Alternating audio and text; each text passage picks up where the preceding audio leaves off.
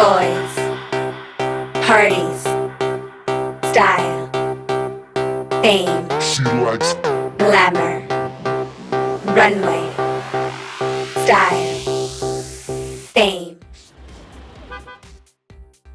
So Ferry, we're at Mobile World Congress. It's pretty amazing. It's almost a miracle that we're sitting here in the same car talking to each other and not being virtual. What do you think about that? It was amazing to be back in Barcelona and meeting real people. The serendipity of meeting you, for example, is amazing. So very happy to be back. I've heard that you've just been on a super interesting panel. I didn't have the chance to attend, sadly, but maybe you can share with me some of the cooler topics that came out of that discussion. You can watch the replay. Oh, So basically we talked about the impact of the migration to the cloud and connectivity because, we all in pandemic had to do video conferencing, all our applications had to be online, so they were in the cloud. And the network had to adapt to it. So we really talked about what the implication is. And there are two takeaways I find interesting. One is how much investment the hyperscalers are actually doing in subsea cables because they really need to connect everywhere. And I knew it, but I didn't know the number. So we saw this number of subsea cables the 3 or 4 hyperscalers are investing in. That's amazing. And I think secondly, which was interesting, is how much work is needed behind the scene to do the plumbing. It all worked for us, but from soft switches to routers to connections to containers, everything is needed to make the network run, which is, it's a miracle actually, like you said, that it's all working.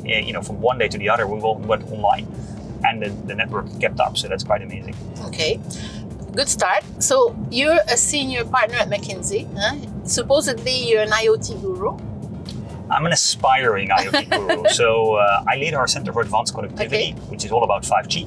We look a lot about IoT use cases and what we'll do. Okay. And we're super excited about that space because 5G gives a lot of new capabilities to IoT. And therefore you can do things that need to be more secure.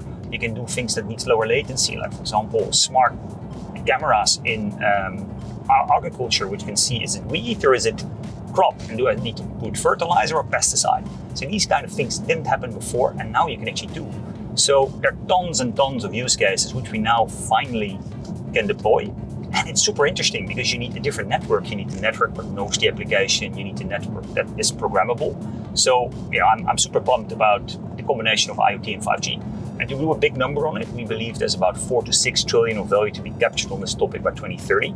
So super exciting. So you've put a number down. We're consultants, so we need to have numbers, otherwise nobody believes it. So we spent a year researching with our Global Institute to basically look at all kind of uses. We went to hundreds of use cases. We went to 7 sectors, really go deep to see what could be created.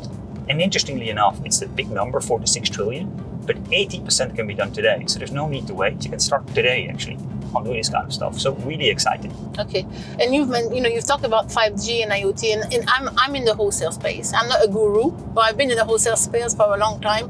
And we looked at what 5G and IoT, what impact that would have on the wholesale business.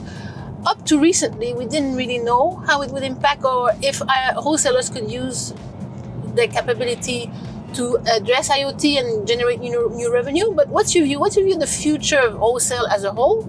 And also, is there a play for them in the 5G and IoT space? I think there are 2 answers to your question. Number one is I'm very excited about wholesale because a lot of the new 5G business model will be B2B2C. So they're not directly B2B, and also not B2C, but B2B2C. So there's an intermediate in between.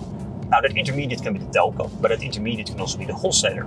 And especially when you look at global connectivity, things that need to work in multiple countries, of course, a lot of telcos are still local. So creating the option to use 5G cross-border, cross-countries are quite excited, especially if you believe in its B2B2C use cases, like connected fitness that needs to work in multiple countries. Those things, in certain markets, you don't want to work with one operator, you want to work with multiple, and you want to make sure it works in multiple markets. So I think actually, given the importance of connectivity, given B2B2C, I think there's actually a great space for wholesalers to create alternatives to basically on-ramp more sophisticated IoT applications. Now that of course requires operators to make these APIs to control the IoT quality available. But my expectation is that it will happen over time, and therefore I think it will require a bit of a transformation of the wholesale business model because it's much more about programmability. I think quite a big transformation. I think You are a guru. You are a guru. 360 degree. I talk about 360-degree transformation. I think they have to change the way they address the customers, the type of customers they address, the business model they use. As you mentioned, I think they have a lot of transformation. But I've been talking to quite a few this week, and it's really on the way. They're starting to make progress. I'm very excited about it. I think it's finally coming. We've talked about it for a long time, but I think there is a good opportunity for them on IoT and 5G coming together, I think. I believe, and I think if you look at IoT in many markets, it's already driven by international MVNOs.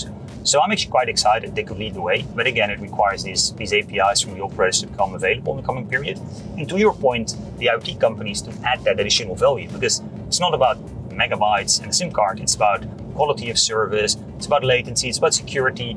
You need to get it all together and to basically get some help clients to get some ordering gales, because it's actually pretty complex. If your end client want to bring a B2B2C device to bear, you need a partner who helps you. And sometimes that will be the telco, but in many more use cases, that might actually be a smaller player that can work with you and really shape it to your needs. I'm actually quite excited about that space. And also there's the end-to-end play. You can't just do that small portion. You have to make it work end-to-end, have the security end-to-end, the connectivity. So I think it's quite complicated, but a challenge, but very exciting. I think there's a lot that can be done from the wholesaler's point of view. I agree, and it's orchestrating that ecosystem. And you need connectivity, you need the device, you need security, you need compute. You need to bring that all together in a package. And I think for many applications, adding that specific vertical value, where I think that's quite important, because some verticals will be small for an individual telco, but could be large when you add them up to the whole of Europe or the whole of US or of Latin. So I actually think there's quite a bit of value. It's super interesting. We could talk like that a long time. It's a shame you have to go and take your plane. Yes, indeed. I don't want you to miss it, but maybe we should reconnect soon and continue that discussion. I think it's super interesting. Thank you. Appreciate the conversation, and thank you for the ride. It's the least we can do for all this interesting discussion. So thank you, Ferry. Thank you.